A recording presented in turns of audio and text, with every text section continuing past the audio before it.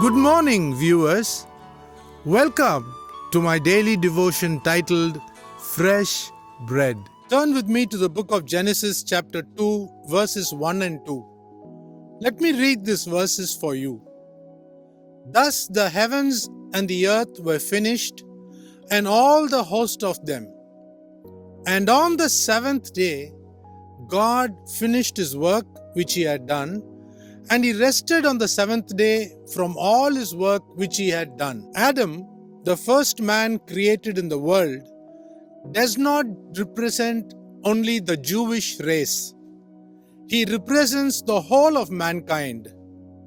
The very first day in his lifetime, that is a Saturday, Adam started off with a rest, while God, after working for 6 days, takes rest on the seventh day. The seventh day of the week, according to the Bible, which is a Saturday, has been given a name by God himself, and it is called the Sabbath day. Some people erroneously preach that in the New Testament, every day is a Sabbath day, which means man need not work for his stomach even the first 6 days of the week. So let us go to Exodus chapter 31 to find out what happens on a Sabbath rest. Let me read Exodus chapter 31 verse 17 for you.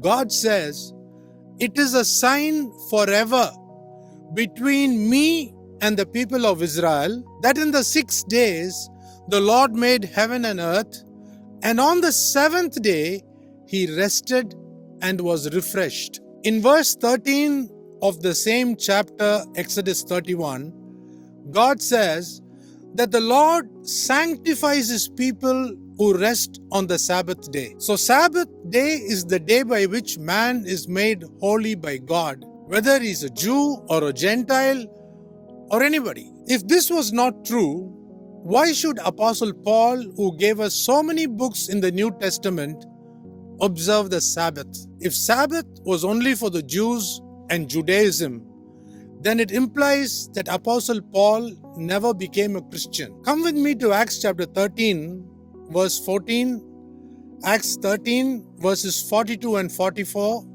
and Acts 16, verse 13.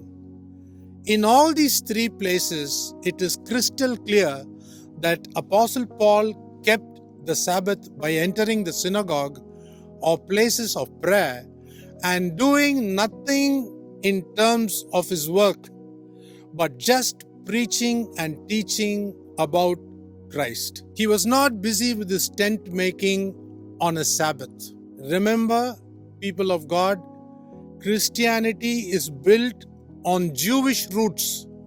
It is symbolized by an olive tree. Read Romans chapter 11.